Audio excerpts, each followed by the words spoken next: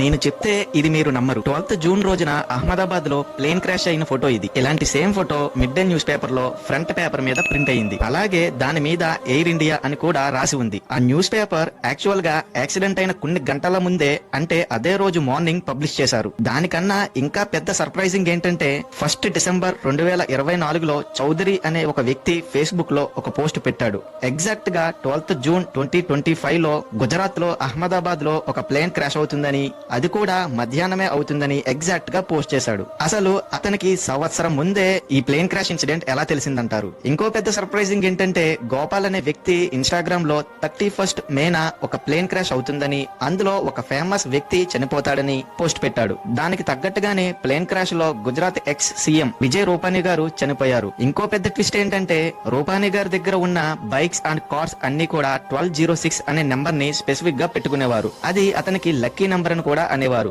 ఇక్కడ కోఇన్సిడెన్స్ ఏంటంటే ఆయన చనిపోయింది కూడా 12th జూన్ 1206. ఇదేం మిస్టరీ రా బాబు. ఈ మిస్టరీ వింటే మీకేమనిపిస్తుందో కామెంట్ సెక్షన్ లో చెప్పండి. అలానే వీడియోని లైక్ చేసి ఛానల్ ని సబ్స్క్రైబ్ చేయడం మర్చిపోకండి.